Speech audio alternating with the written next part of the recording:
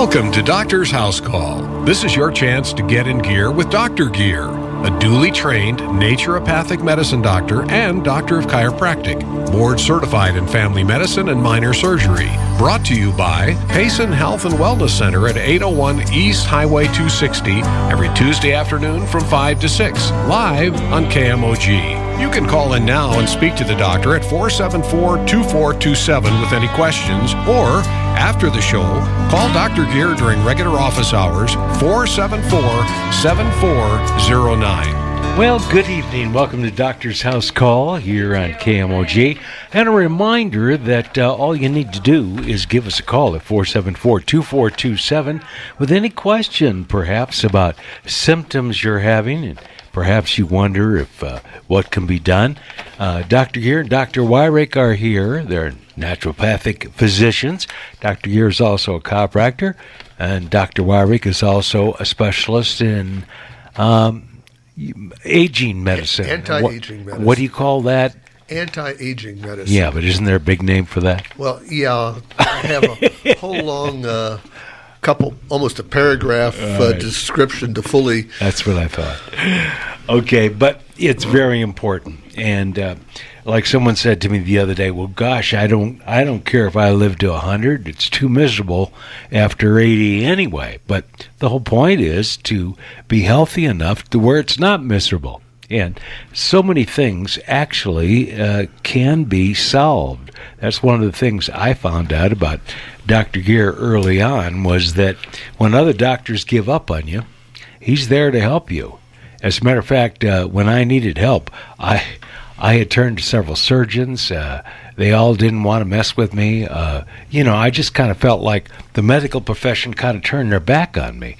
My doctor, he didn't know how to fix it, but he certainly recommended maybe I look into chiropractic and acupuncture and other type methods other than surgery. And I am so glad I did. And you have helped me tremendously, as well as many people who work here at KMOG, and that's been fantastic over the last 3 or 4 years that you've done this program. So, he can help you. There's no sense putting up with pain. It seems like at a certain point in your life, as you get older, you just have more aches and pains. Have you found that to be true, Doctor, with people who come in? Absolutely. In fact, we see people all the time that have been the route. They've been here, they've been there, they've got dozens of other doctors behind them. We just had a man in this afternoon who was in that position, and he said he'd been to a couple of chiropractors before and he hurt afterwards. That was because he's so full of toxin that the standard chiropractic adjustment would cause an inflammatory reaction, not because the adjustment's bad, but because his body is full of toxin and poison. So he had a reaction. So what are you going to do? Well, we did start with him already. We did a little bit of pressure work on his joints and his spine. We put him on the diathermy machine, which is a blood flow enhancement machine. Mm-hmm. So it heats up the tissues so that the blood flow is increased. And within a few minutes, 15 minutes on that, he had enough change take place that when he brought him back into the adjusting room, I could begin to do a real adjustment on a couple of spots on his back. So it sort of warms him up from the standpoint of makes it easier for you to make the adjustment, right? Yeah, actually. And it's different from exercise or saunas or anything like that. This heats up the spinal cord, the spine, all the ligaments around the cord. And so by heating it up, the body is told biochemically to bring in its radiator fluid. And when it brings in the radiator fluid, which is, by the way, called plasma, it has food in it. And the food is left off, but more important, the waste molecules are picked up and washed out. So it cleans the tissues. And by doing that repeatedly over a period of time, we can get the joints to where they'll move with adjusting techniques, and they won't be inflamed afterwards. So these are from we see a lot of really bad people, like not bad people, but badly injured people who have had lots of problems And they've been to here, there, just like you, Mike, when you had all that, And, gosh, it's so wonderful to be able to take these people and return them to some kind of a health situation that's so much better than where they were when they first walked in. I tell everybody, I'm not God, I can't cure you, but I can reduce some of the blockages to your circulation, and that will make you better. Mike, you remember how pasty you were when you first came to me? Oh, yeah, I had bad blood flow. You sure did. Because of my spine. Not only that, but you were always exercising in the office here, in the studio. You had your handbells. What do you call handbells? Dumbbells. Yeah, you were using your dumbbells all the time. You were doing push-ups. You were, trying to help yourself every way you could, and you were just going downhill. We turned that all around. Looks like we have a caller. All right, go ahead, caller. You're on. Yeah, I think Dr. Gere was just talking about me. I saw him for the first time today, and he did an amazing job on me. Sir, we need you to speak just a little bit louder. We got a bad connection, all right? And if you I think Sure, certainly. Can you hear me better now? Yes, that's much better. Thanks. Okay, great. Yeah, I saw Dr. Gere today. He was just talking about me, and I can attest that, an hour and a half after the treatment, my back feels good. It's not in pain like it used to be with other chiropractors, and so far he's been spot on. I'm impressed. Well, good. That's awesome. Dr. Wyrick, you had a chance to explain a few things to this gentleman. You want to tell us what you told him? Yes, I showed him around some of the many modalities that we have available. What's a modality? Various treatments that we do in addition to simply manipulating the spine.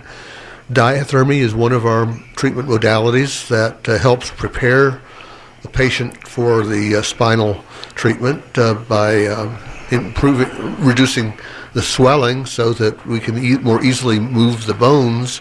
And when we move the bones more easily, it's less painful.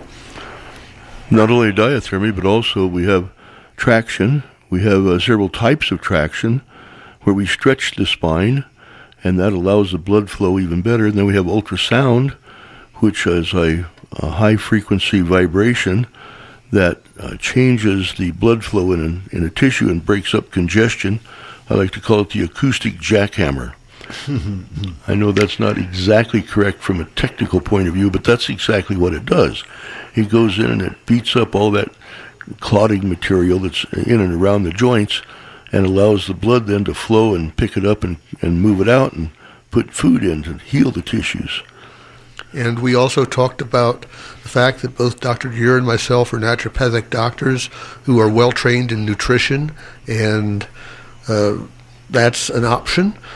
And we also offer massage therapy, and the patient expressed the idea, wow, you really are full service. Yeah, there's so much more that we do than what you mentioned. So, caller, are you still on the line? I'm still here. Okay. You had the diathermy today in your treatment? Yes. Okay, did it hurt? No, it was a little unusual. I think it'll take another time or two to get used to, but I know it helped.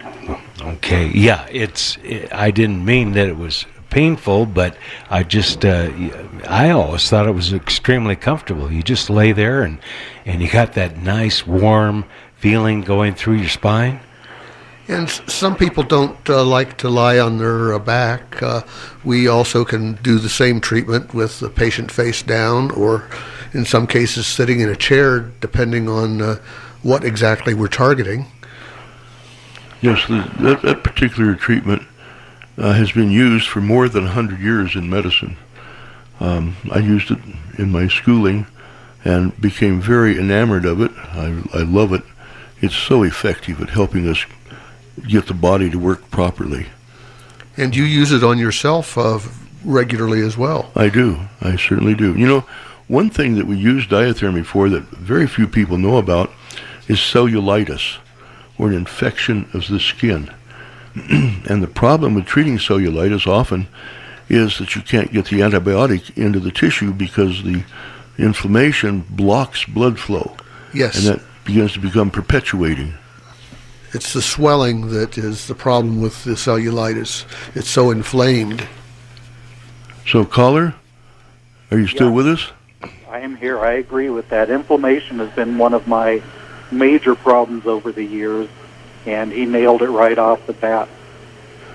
Exactly. So that's the best way to take care of it is with diathermy, with manipulation, and with traction, deep stretching, massage, deep tissue massage. And then looking, as I mentioned to you earlier, and you said, yeah, you already have somebody doing this test, looking to see which foods you make antibodies toward. Correct. And what your other problems are with environmental toxins. So you're having all that done. Yeah, it's definitely a step in the right direction there. Right, and you're going to get your discs of all your imaging, and you're going to get all that diagnostic laboratory work you've had done, and you're going to bring it all into us so that we can do a overall picture of what's going on with you. Well, and I mentioned to you in the office today, too, when you started asking me for all this, even most of the medical doctors I go to with this documentation, they don't know what to do with it. So the fact that you're set up to read the X-rays, look at the MRIs, is really kind of astounding to me that you're able to do all that. Right. Well, we understand anatomy. We understand how the nervous system runs, where it goes.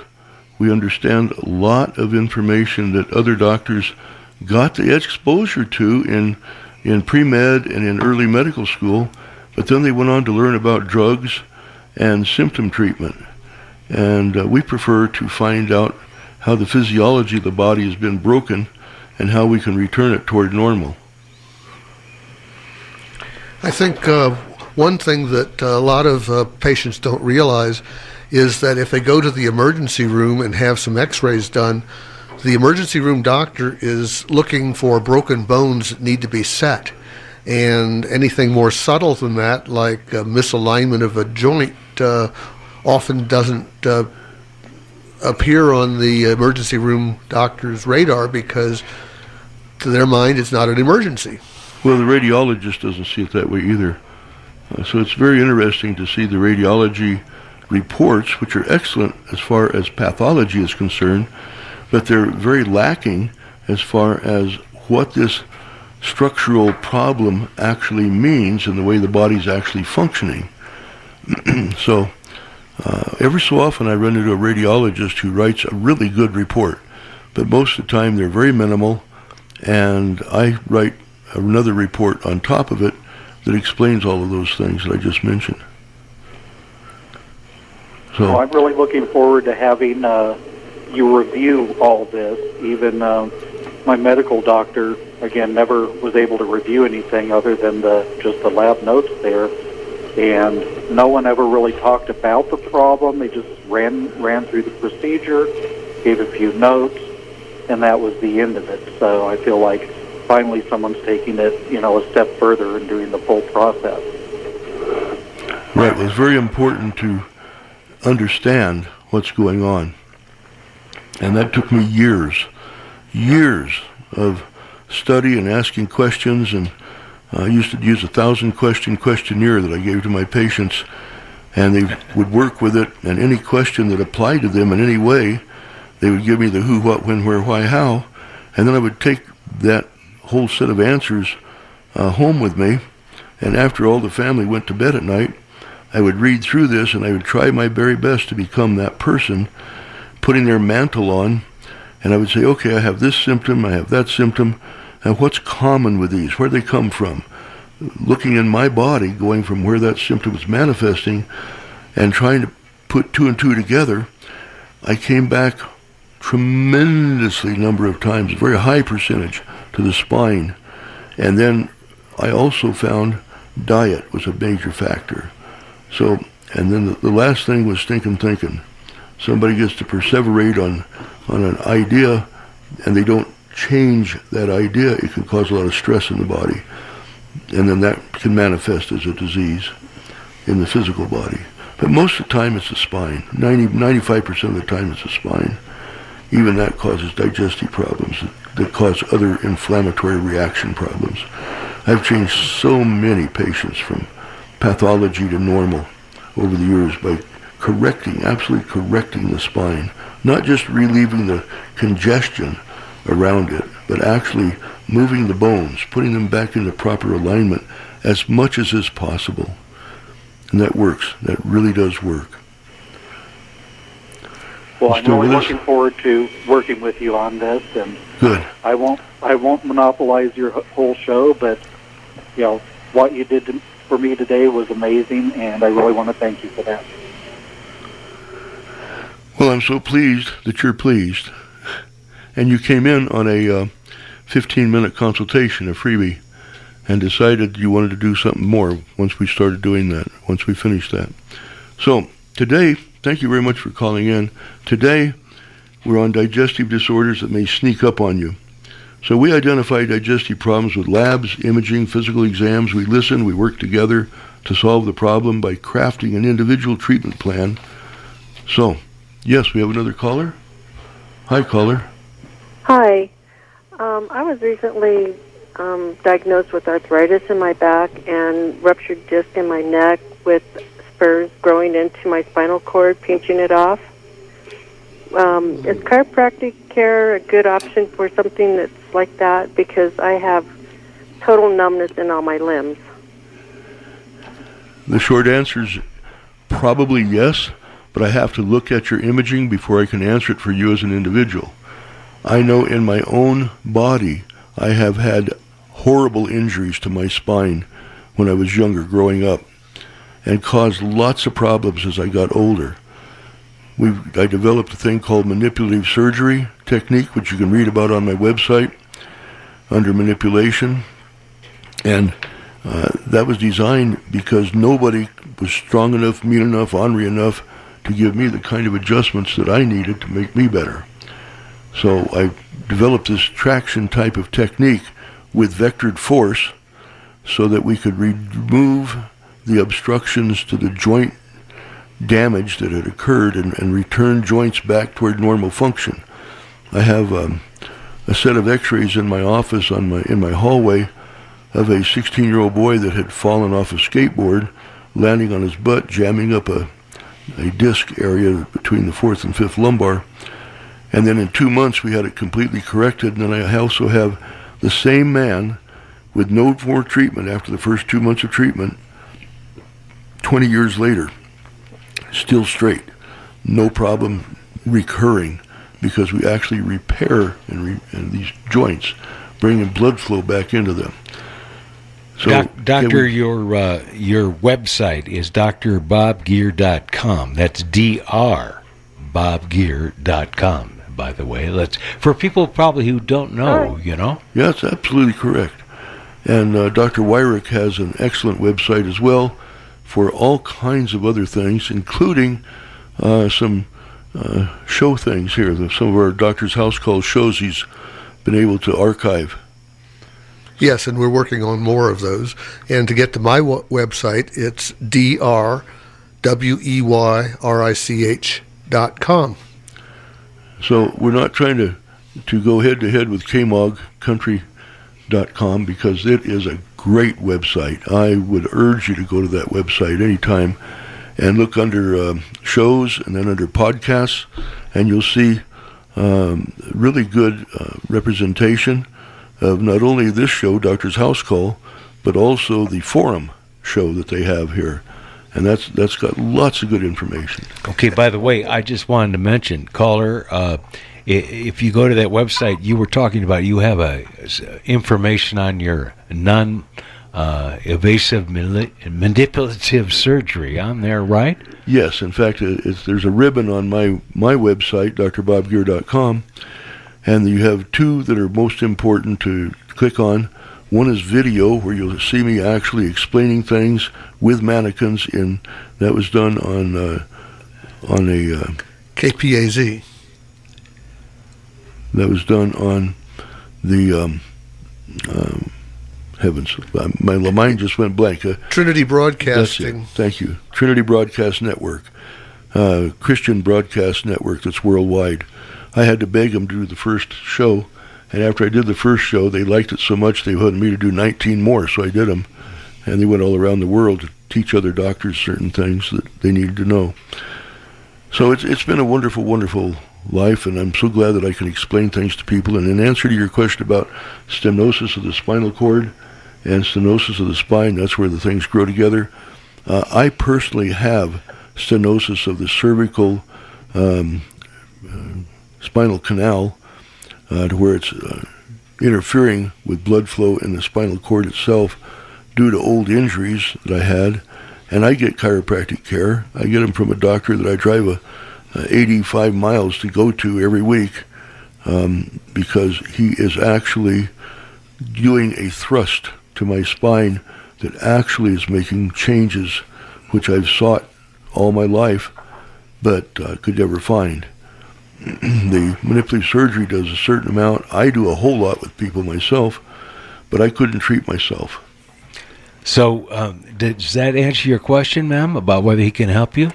Well, I think we need to add in that we do have the free 15-minute consults. Right. So if you think that you want to talk to us more and be personally evaluated, then by all means make an appointment during office hours. Well, bring a disc. Bring your images with you so we can look at them. I got a 6-foot screen that we look. I don't have any images. All I got was reports. Well, where was the X-ray made?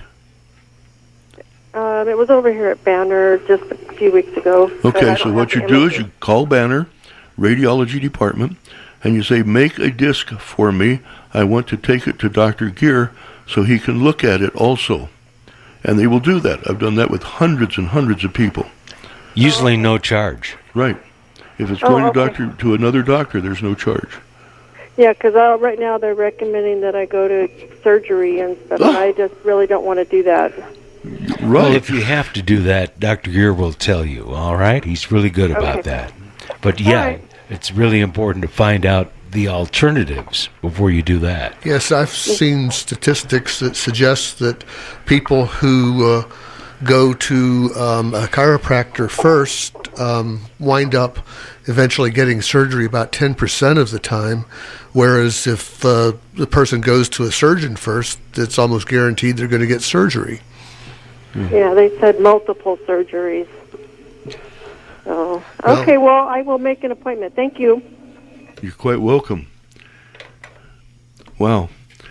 What a couple of wonderful callers. Mm-hmm. Yeah, and it's tremendous because, again, people think that surgery is the answer, and I think in some cases, as you have said, it is. But in most cases, it's not necessarily the way to go, and you can end up worse than the way you started. I personally know of several cases, people who ended up in a wheelchair for the rest of their life after having surgery, and it just didn't work out right. Well, I don't have anybody that's had that problem after my manipulative surgery because it's non-invasive, it's corrective, it's physiologically correct, and it works wonderfully well. In fact, we can go with that. The show today is on digestive disorders. So, endless energy, bright glowing skin, stubborn fat melting off you like ice cream cone left out in the sun. Companies touting juice cleanses or detoxes love to promote benefits like these and many more. They all but guarantee that shunning solid food and living on an expensive liquid diet for 21 days or more will make you feel lighter, healthier, and more vibrant. Now, don't get me wrong, juice can be highly nutritious if it's squeezed from fresh fruit and veggies, especially if they're grown on fertile, organically fortified soil in their natural way. But the juice cleanse protocol rarely lives up to the hype. When I was first being taught about food and health at age 6 by my aunt, Dr. Sarah Gear, who practiced naturopathic medicine and chiropractic beginning in 1922, I learned the food needed to be grown in fertile soil, picked at the right time of day, and eaten within a day or two of being harvested. Next, it needed to be fully chewed, breaking apart the plant cells to completely mix their juices with saliva. Saliva has a plant cell poison in it called salivary amylase, or in old terminology when I went to school, ptyalin. We humans need to be as dangerous to plants as snakes are to animals. The snake saliva, also known as venom, starts the process of digesting animal cells. So we start the process of plant digestion with our saliva. One of the thoughts we would like to address today is the following question brought to me by Dr. Mark Rosenberg, MD, emergency room specialist. So, Dr. Wyrick, are juice cleanses the best or even a good way to detox your body? Well, no. This statement is simply untrue. By foregoing solid food, you're missing out on boatloads of nutrients, including essential proteins and fats. Without these two key macronutrients, you can expect to experience extreme hunger, unstable blood sugar levels, fatigue, and a foggy brain. Quite the opposite of the healthy, vibrant picture these juice cleanse companies paint for you. In addition, juices lack the fiber part of the plants, which means that the sugar in the juice is rapidly absorbed without any need for digestion. That's so correct. One of the main reasons is that people tend to rapidly swallow the liquid juice, bypassing the mixing with their saliva. I tell people that a juice needs to be chewed. The way to do that is to sip the juice. Each sip needs to be swished to mix with the saliva. Then they can swallow it. So what should you do to detox instead of following directions of the juice companies, Dr. Wyrick? Well, it might sound crazy, but your body already has an effective way to detox. It's a process called autophagy. Autophagy means self-eating. I know that sounds a bit weird, but this is a natural process that's essential for cleaning out damaged cells and replacing them with newer, healthier cells.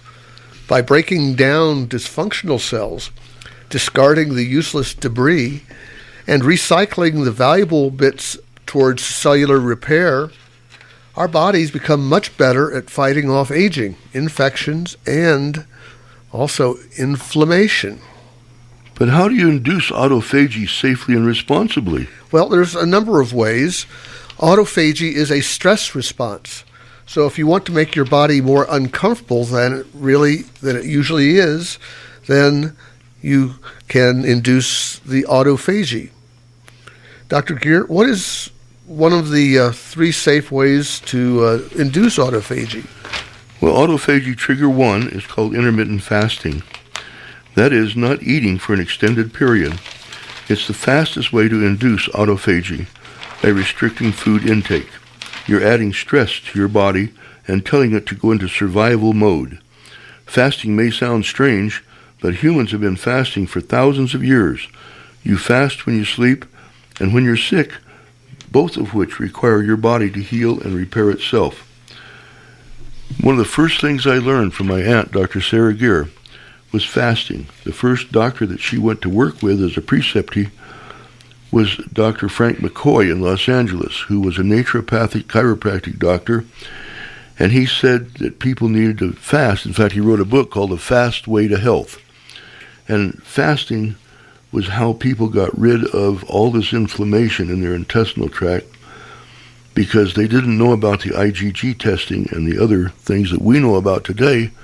So we don't have to do that kind of fasting anymore, because they would fast people anywhere from 3 days to 3 weeks on just water alone, water fasting. But intermittent fasting, as implemented in modern times, is usually just abstaining from food and other nutritious drinks for maybe 18 hours out of a 24-hour day. And also abstaining from eating any of the foods or drinking the liquids of foods that you make IgG antibodies toward.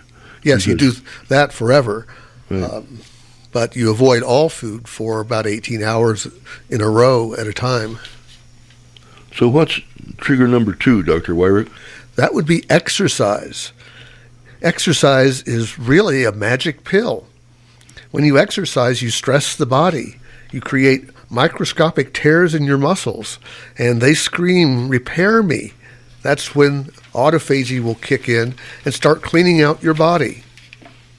Exercise is also scientifically proven to give you endless energy, bright glowing skin, and to melt stubborn fat until it's dripping off you like an ice cream cone left out in the sun. These are the same benefits that juice cleanse companies promote, but exercise has the science to back it up.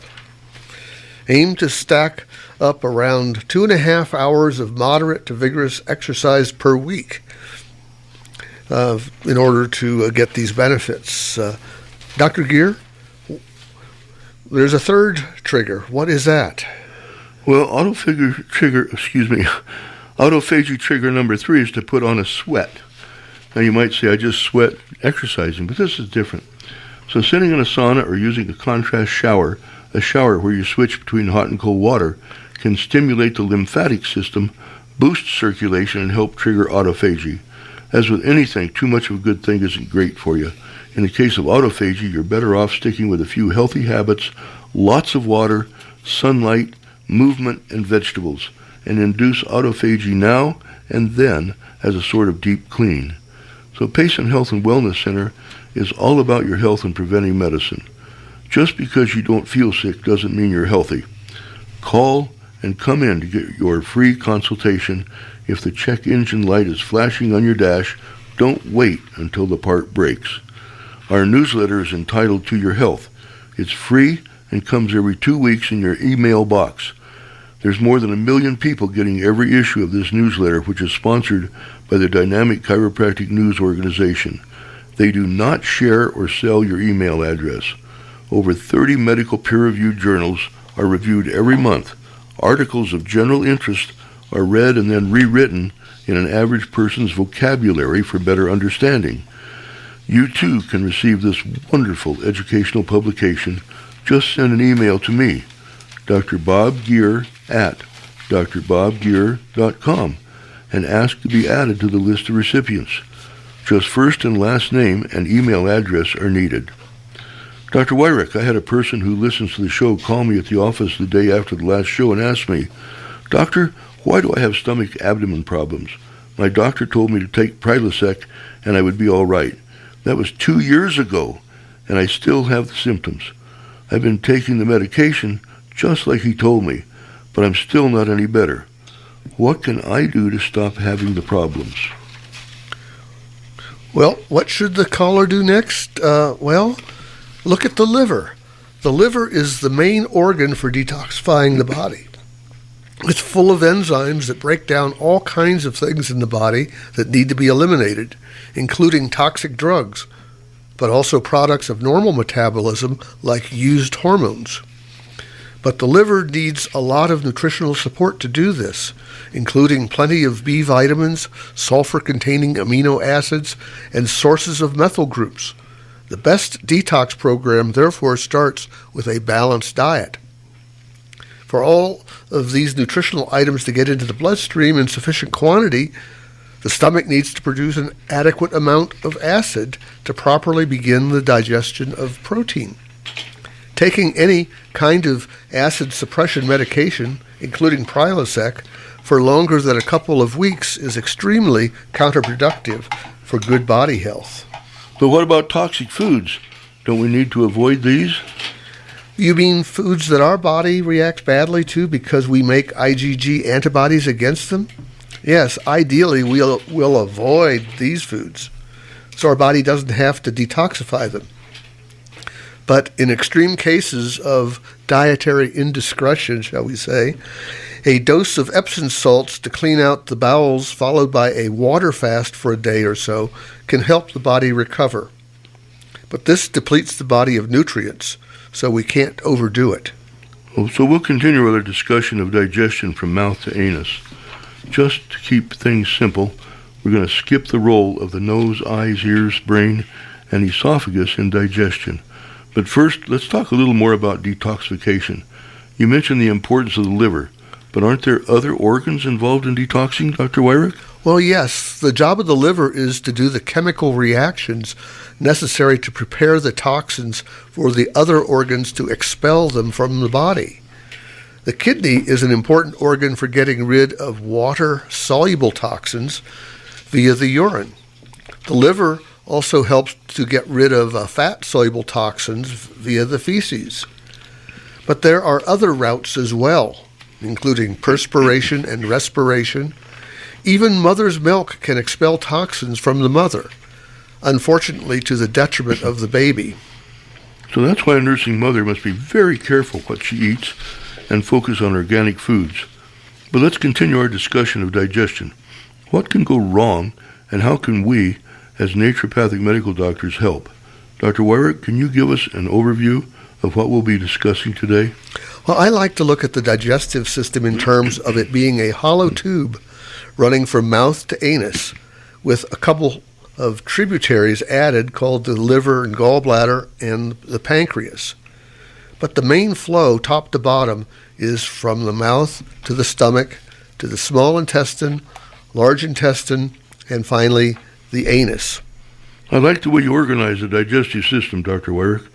An important point is that stuff flows downhill. If there's a problem near the top of the pipe, it affects everything below it in the flow. That's why chewing your food is so important. It prepares the way for all the following steps in digestion. Yes, chewing does two important things. It mechanically breaks the food up into smaller pieces that can be more easily processed by the rest of the digestive tract, and it also starts the process of chemical digestion by mixing the saliva that you previously mentioned with the food. So the saliva has the enzyme salivary amylase. Why is that important? Salivary amylase is an enzyme that breaks down carbohydrates and is especially important when eating plant-based foods in which the nutrition is locked inside a fiber matrix. So let's continue to go with the flow through the other organs and then circle back to talk about things that can go wrong. After leaving the mouth, the partially digested fluid flows into the stomach. What happens in the stomach? The stomach is highly acidic, which is important for a couple of reasons. The first is that the stomach acid kills most germs. The second is that the stomach acid breaks up proteins into smaller molecules called amino acids, so that the amino acids can be absorbed into the blood later on in the digestive tube. The stomach also makes a substance called intrinsic factor, which is necessary for vitamin B12 to be absorbed later on in the digestive flow. So from a structural point of view, the stomach is separated by two muscular valves from the rest of the digestive tract. These are called the lower esophageal sphincter, which separates the throat from the stomach, and the pyloric sphincter, which separates the stomach from the small intestine. Nerve flow from the spine is important in controlling both of these muscular valves. In the second half of the show, we'll talk about the things that can go wrong with the stomach. But let's move on. Dr. Weyrich, tell us about the next stop along the way as our partially digested meal flows along. Well, next up is the small intestine, which actually has three parts: the duodenum, or the duodenum, depending on where you were educated, the jejunum, and the ileum. Fluids from the liver and the pancreas flow into the duodenum, carrying bile, digestive enzymes, and alkaline compounds, which neutralizes the stomach acid that flowed into the duodenum. The digestive enzymes in the duodenum complete most of the process of breaking down our food into small molecules that can be absorbed into the blood. Most of this absorption then takes place in the jejunum. Finally, the ileum finishes the process absorption and, very importantly, absorbs vitamin B12 with the help of intrinsic factor that was made in the stomach. So from a structural point of view, the small intestine is separated by two muscular valves from the rest of the digestive tract. We already talked about the pyloric sphincter, which separates the stomach from the small intestine. At the other end of the small intestine, we have the ileocecal valve, which separates the small intestine from the large intestine. Again, nerve flow from the spine is important in controlling both of these muscular valves. There's also a third muscular valve called the hepatopancreatic sphincter, or sphincter of Oddi, that controls the flow of digestive fluids from the liver and pancreas into the duodenum. In the second half of our show, we'll talk about the things that can go wrong with the small intestine. But let's keep on trucking down the digestive pipeline. Dr. Wyrick, what's next if we have already digested the food and absorbed its nutrients? Well, next on our journey along what is also called the alimentary canal is the large intestine.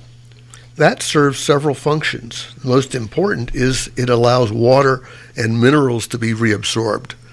And additionally, it contains a wide variety of bacteria that help digest the fiber that our stomach and small intestine did not have the right enzymes to process. These bacteria can also make some vitamins for us, but not enough to eliminate the need for our food to contain vitamins as well. And finally, the large intestine stores our feces until we are in a polite location to dump the feces. Oh, you're so proper, Dr. Wyrick. A polite location to dump the feces. You know, you get bacteria in every single part of your body. All tissues of the body have bacteria in them. But in our digestive tract, it starts in the mouth and runs all the way down to the, what did you call it, the polite location to dump the feces? Yes. And if we have the right kind of bacteria in us and make the right kind of digestion, there is no bad odor to our feces. But if they've got a bad odor, you know you got problems and you need to see us. That's what it's all about. So from a structural point of view, the large intestine is separated by two muscular valves from the rest of the digestive tract. We already talked about the ileocecal valve, which separates the small intestine from the large intestine. At the other end of the large intestine, we have the anal sphincter, which separates the large intestine from the anus. Again, nerve flow from the spine is important in controlling both these muscular valves. In the second half of our show, we'll talk about the things that could go wrong with the large intestine. And by the way, Dr. Wyrick, the anal sphincter is at the very end, isn't it? We have an external and an internal anal sphincter. Yes. And before that, we've got three muscular valves called the valves of Houston, or the rectal valves. Yes, I was trying to keep things simple, but you're entirely correct. Well, they help holding the feces back and then allowing it to get out by contractions and pushing it out when it's time to get it out in that polite location to dump the feces. So, Dr. Wyrick, what can go wrong with the large intestine? Okay, so the large... Tell me about the anus first, okay? Okay, yes. So the last part of the digestive pipe is the anus, and that starts at the anal sphincter, the internal and external, and it directs the fully processed feces out into the environment. In order to defecate, the anal sphincter must open, which again is controlled by nerves from the spine. You keep talking about the nerves of the spine. I thought our topic was about the digestive tract. What's up with that?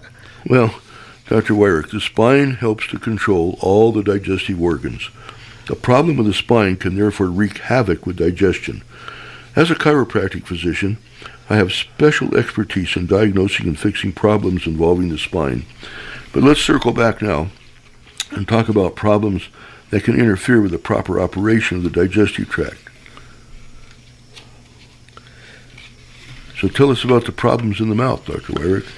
Oh, well, failure to chew properly. And this could be due to simply not having or not taking the time, or it could be due to a dental problem. And then we have failure to make saliva. And there are many possible reasons why we can't make saliva, including taking drugs that have an anticholinergic effect, which a doctor or pharmacist can tell you all about. But that would be drugs that include things like Benadryl. Typical antihistamines are anticholinergic. It could be an autoimmune disease called Sjogren's disease, or many other causes. So some diagnostic workup has to be done to figure out exactly what's going on.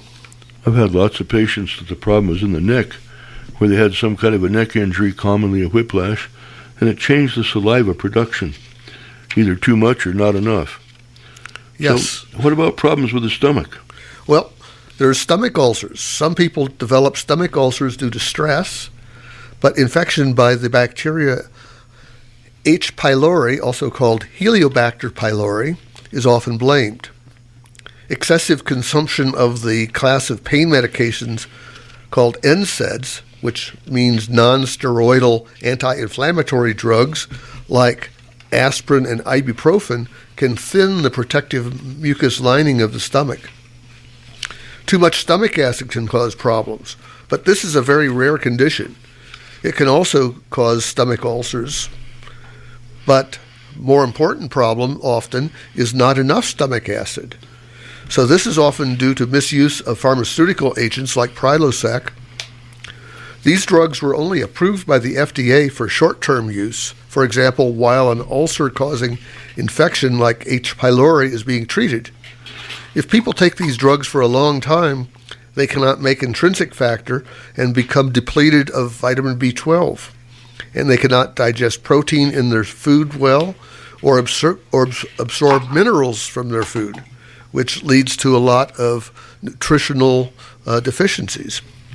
And then there's acid reflux, also called GERD, or gastroesophageal reflux disorder, or heartburn.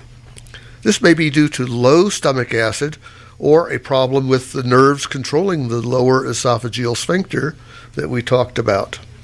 Wow, that's a lot of things that could go wrong with the stomach. What about the small intestine, Dr. Weyrich?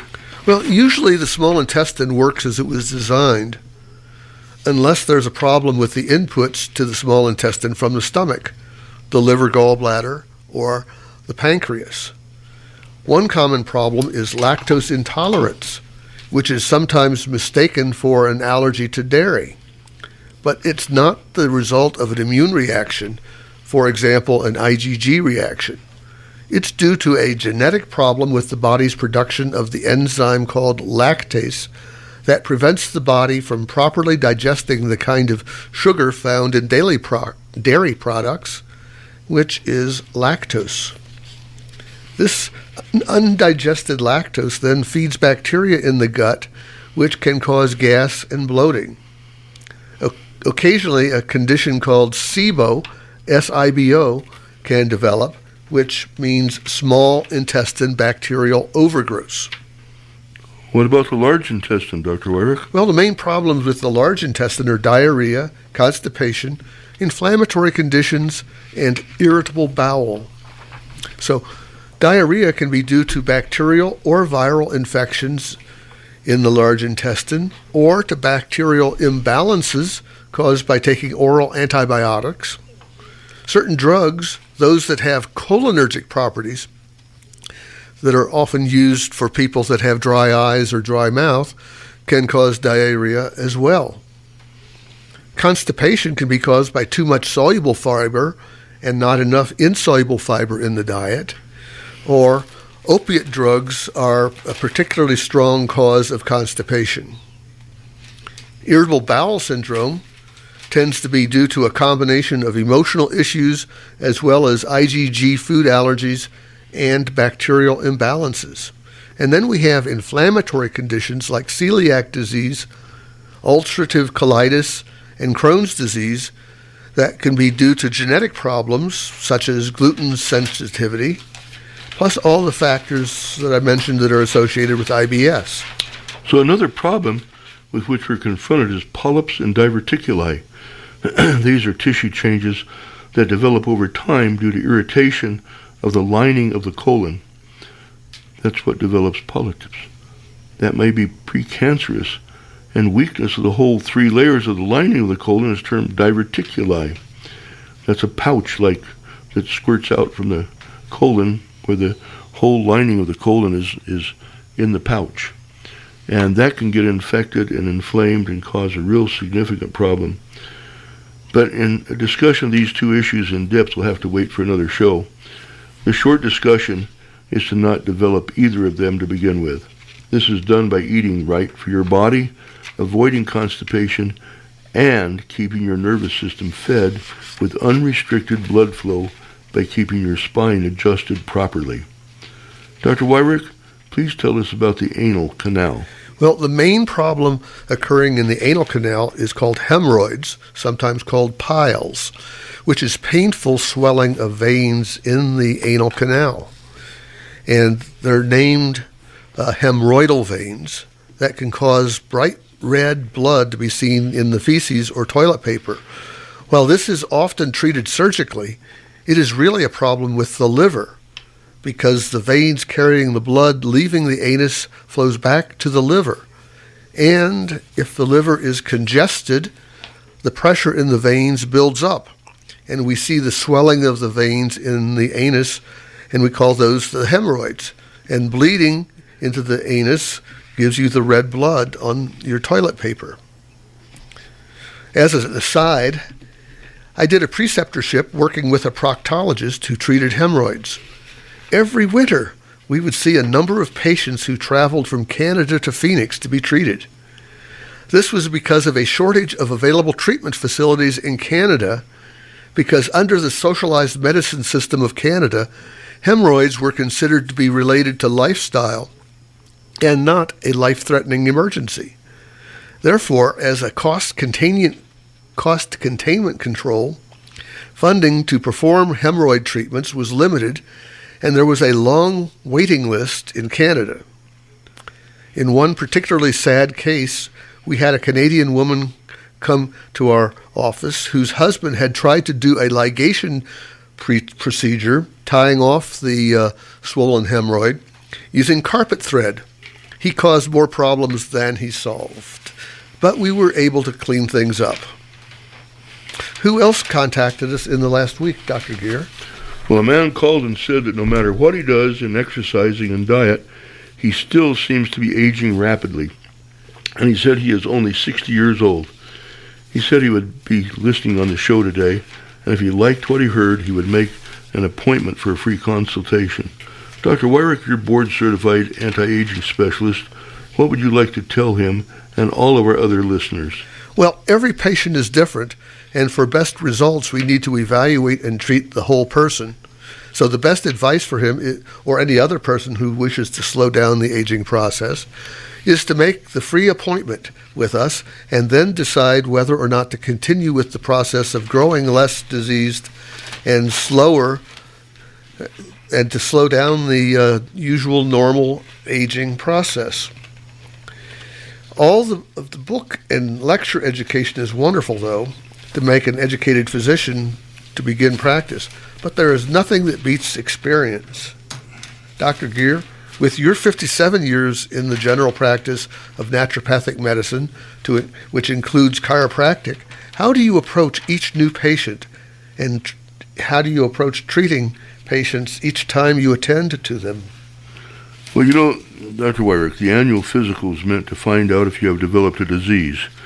Checking the spine and diet gives me pointers to organ malfunction, which will result in disease in the future if not corrected. The spine is the center of the nervous system in regards to impediments or blocking of blood flow needed by the spinal cord and brain. Therefore, I always evaluate a person's spine for swelling, muscle splinting, you can call that spasm, it's not really, it's splinting, bone alignment, and how it feels during movement. The condition of the joints of the spine and their surrounding tissue leads me to consider the organs to which the nerves at that level go to the blood vessels of that organ to feed it. Or if the spine joints feel good, but the soft tissues are splinted, then I inquire as to that person's activities to determine which might have adversely affected the spine and nervous system. All my patients know I do that all the time. In fact, even today I had a patient come in and I was feeling his body and I was saying, you know, you ate something you shouldn't have. He says, oh no, I ate nothing new. Then it came out, he and his wife had made a trip to Florence, Arizona. And then they had heard about this restaurant that had this really special food. And so they, on their way back from Florence, they went to Superior and went to this restaurant for this special food. It turned out to be a smoky, natural smoke barbecue type of food.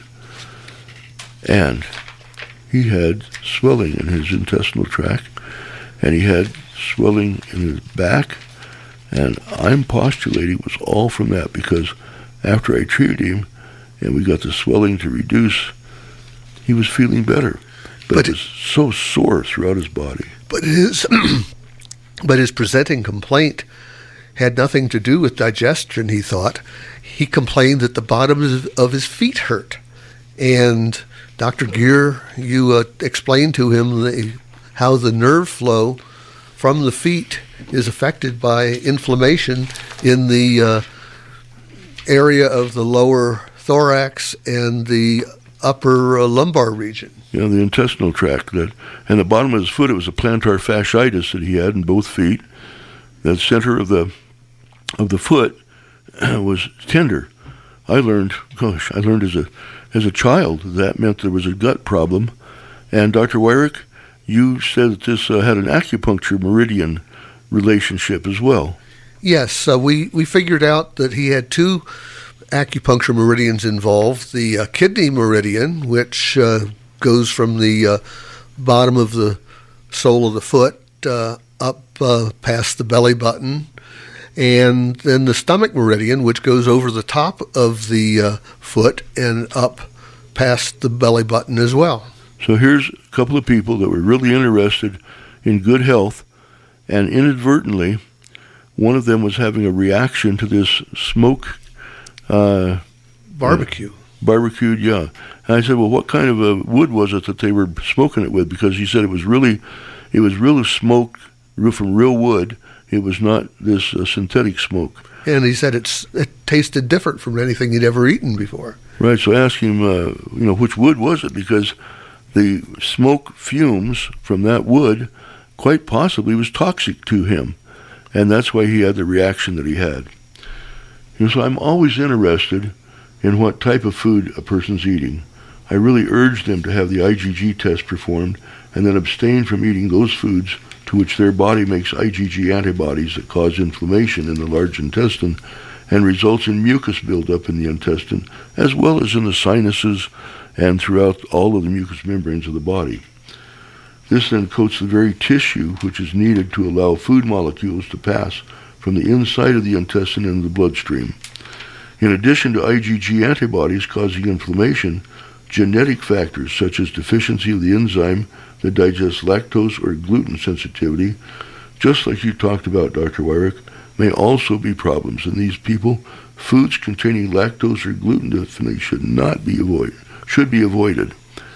So, if you have any of these problems and things are developing that you really don't understand, or you're just sick and tired of being tired and sick, or you've been getting treatment, no matter what kind of doctor, for quite some time, and you haven't really corrected the problem, you're just kind of floating along from treatment to treatment, or from visit to visit, or from drug to drug, maybe you should need to take that free consultation offer that we do and come in and let us look at you. When you're ready to investigate whether or not your body is aging too rapidly or your organ malfunctions or you're just not getting any better, give us a call. Payson Health and Wellness Center, 928-474-7409. We're over on Highway 260, 801 East, right between the 260 Cafe and the American Legion, and just west of Culver's. We've been there now for, I guess, 5 years. And it's a wonderful, wonderful location and an office that we can offer so much help for. I want to invite everybody to come over and bring your imaging with you and bring your lab results with you. Dr. Weyrich and I are there for you. And today's show has been sort of a bird's eye view of the entire digestive tract.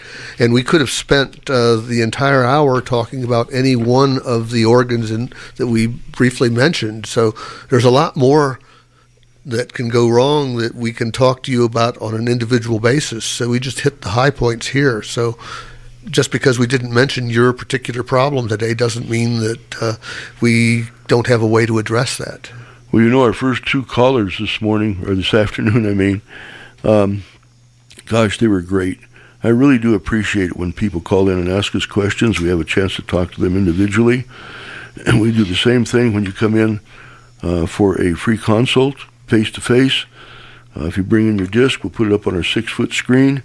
You get a chance to see your imaging really up close. In fact, I have some people walk right up to the screen to look at it. And that's very permissible. They ask me questions. I have answers most of the time. Thank you all for coming and listening to our show. If you like us, bring a friend with you to the next show, or come in and see us for this free consult. We're there for you. That's what we're here for. I don't need to practice. I could have quit many years ago, but this is my life. This is mi vida. This is what I do in life. I enjoy it, and that's why I wake up every morning, and that's why Dr. Wyrick comes in as well. And again, KMOGcountry.com archives our shows so that if you missed the show or want to listen to it again, you can go there.